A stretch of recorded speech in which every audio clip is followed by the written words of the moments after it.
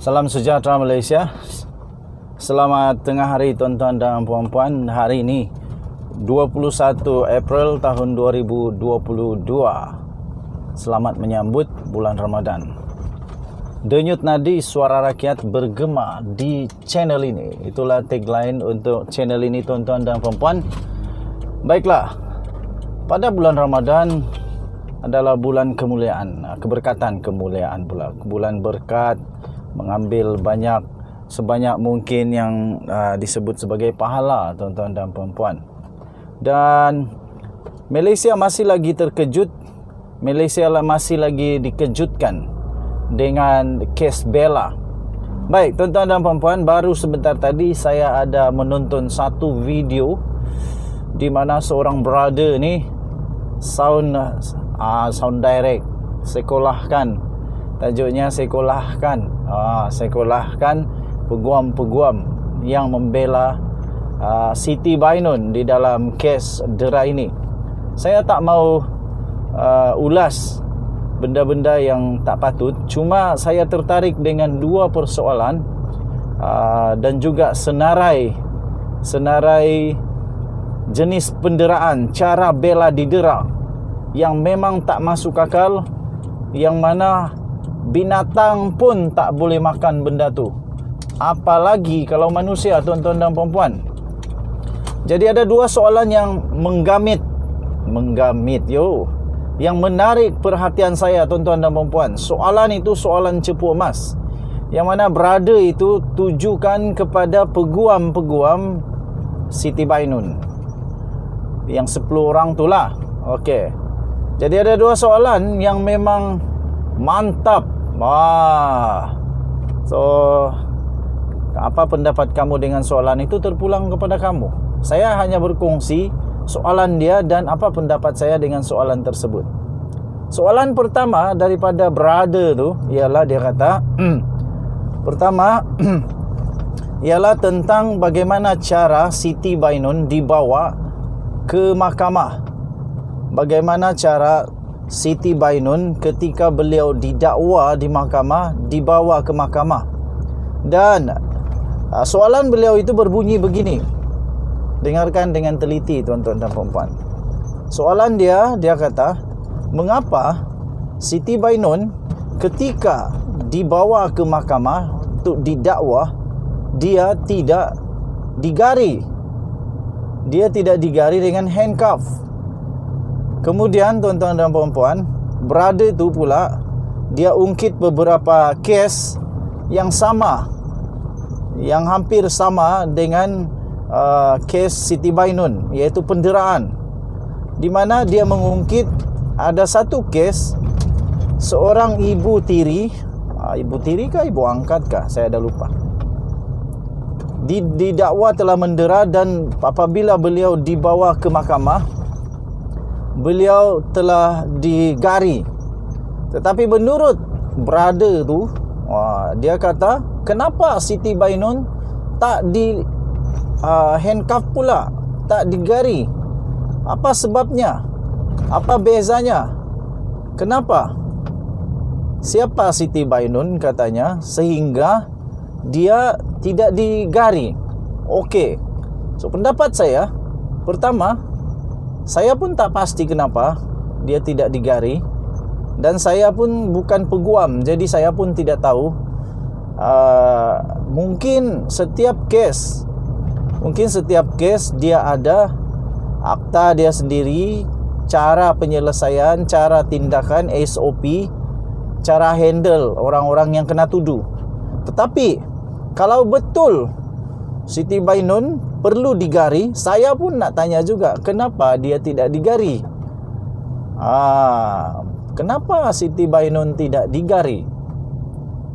Jadi betul lah kata brother tu, peguam-peguam Siti Bainun kena jawab soalan itu, kerana itu satu soalan yang memang perlu dijawab. Dan saya fikir rakyat Malaysia pun kalau meneliti dengan detail perjalanan kes ini, mereka pun bertanya juga, kenapa Siti Bainun tidak digari, manakala orang-orang tertuduh yang lain pun digari pula.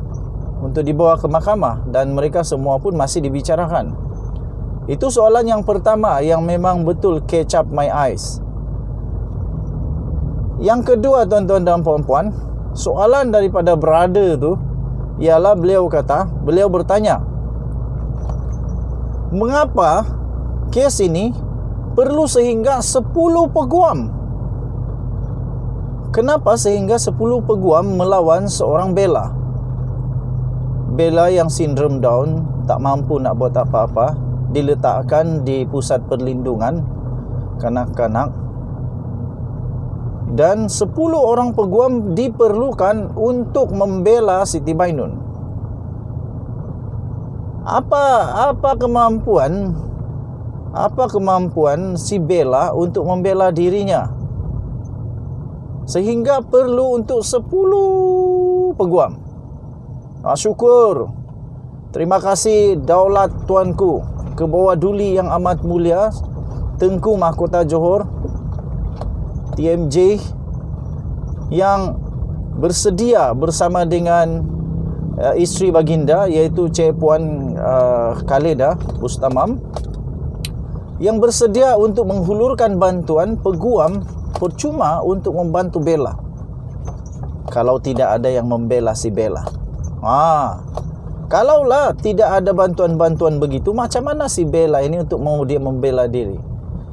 Dan kalaulah kes ini tidak terdedah, tidak mendapat perhatian, dan kalaulah tidak kantoi orang-orang ini, apa nasib Bella?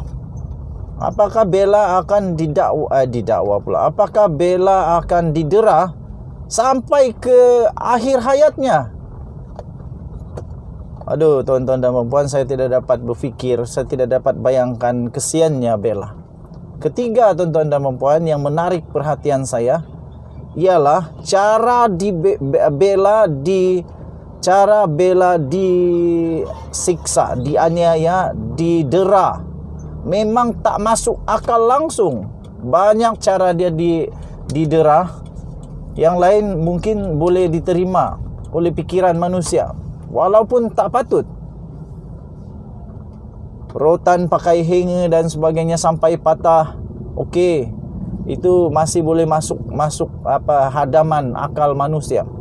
Tetapi ada beberapa perkara yang saya tak dapat terima cara Bella didera. Yang pertama, brother itu kata, dan memang sebenarnya di dalam laporan-laporan akhbar ada ditulis bagaimana Bella didera. Salah satu cara Bella didera adalah disimba air panas. Aduh, manusia apakah ini yang tak boleh fikirlah.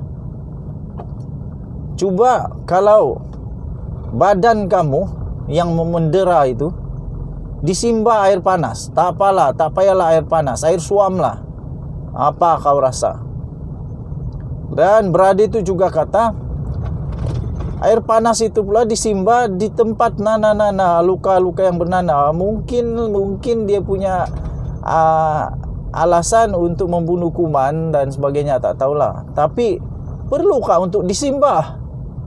Aduh, tuan-tuan dan puan-puan, disimba dengan air panas. Kedua yang saya tak boleh nak hadam, tuan-tuan dan puan-puan, adalah apabila brother tu kata Bella juga telah didera dengan cara ditelanjangkan. Nak buat apa kasih telanjang orang? Aduh, tak cukup dengan penderaan yang dahsyat itu kah? Tak cukup dengan penderaan yang begitu dahsyat, perlu pula untuk ditelanjangkan.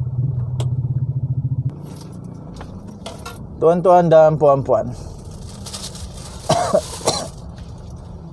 saya menganggap perbuatan menelanjangkan Bella ini bukan perbuatan manusia.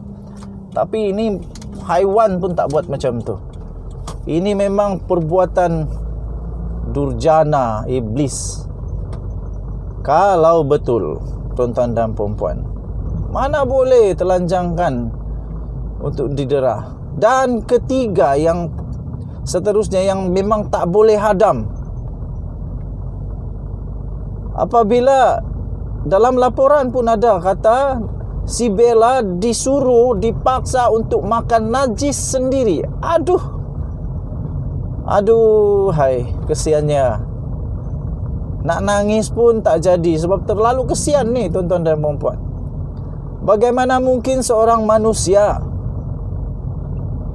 dipaksa untuk makan najis sendiri? Aduh, kucing saya dekat rumah pun kalau dia berak di tepi baju kah, di tepi katil kah, saya tak sanggup juga untuk masukkan najis itu ke mulut kucing saya. Ini kan pula manusia.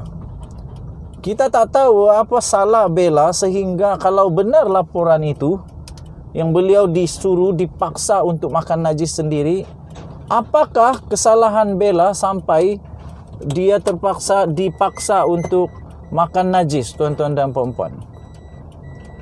Apa kesalahan Bella sampai dia perlu untuk dihukum untuk makan najis sendiri? Ini memang bukan perbuatan manusia, tuan-tuan dan puan-puan. Cuba sajalah bayangkan kalau najis itu dimasukkan ke mulut orang yang buat itu. Apa perasaan? Best tak? Tak payahlah najis. Ambil saja bekas makanan orang. Ambil saja bekas makanan orang, jilat. Berani tak? Lalu tak? Nak muntah tak? Nak pengsan tak? Nangis tak? Apalagi kalau najis sendiri disuruh makan, dipaksa untuk makan. Aduh, tuan-tuan dan puan-puan, tak apa. Kita berdoa untuk untuk keadilan bagi Bella. Sentiasa saya percaya Tuhan tak akan biarkan yang benar itu terus kalah. Tuhan tak akan pernah tolong orang yang salah. Tuhan tak akan pernah tolong orang yang salah. Tetapi orang yang bersalah, akhirnya kebenaran akan menang dan akan terima juga balasan in cash. Karma, orang kata karma in cash, tuan-tuan dan puan-puan. Jadi tuan-tuan dan puan-puan, di awal perbualan brother tu dia kata, menurut peguam-peguam kawan-kawannya, dia kata peguam Bella, si Bella akan mengecap kemenangan. Peguam Bella pula, peguam pendakwa yang mendakwa bagi kes Bella akan menang. Dan dia kata, brother tu kata, peguam-peguam Bella, Siti Bainun, kalau dia salah, kalau Siti Bainun salah, kemenangan itu amat tipis bagi dia. So tuan-tuan dan puan-puan, kita nantikan keputusan daripada mahkamah. Saya percaya mahkamah akan membuat keputusan yang terbaik untuk kedua-dua belah pihak. Kalau Siti Bainun tak bersalah, tak apa, kita terima dia tak bersalah. Tetapi kalau Siti Bainun bersalah, pastikan dia dapat balasan. Dan kalau bukan Siti Bainun bersalah, kena cari siapa yang bersalah buat Bella sampai macam tu. Tuan-tuan dan puan-puan, denyut nadi suara rakyat bergema di channel ini. Saya hormati keputusan mahkamah dan kita semua patut hormati keputusan mahkamah. Apa-apapun keputusan mahkamah, kita kena hormati. Tetapi keadilan dan kebenaran pasti akan menang juga akhirnya. Denyut nadi suara rakyat bergema di channel ini. Kita jumpa lagi. Jangan lupa tekan butang subscribe, like dan share. Komen banyak-banyak, tekan butang notifikasi untuk dapatkan berita-berita, ulasan-ulasan terkini setiap hari daripada channel ini. Kita jumpa lagi. Bye-bye.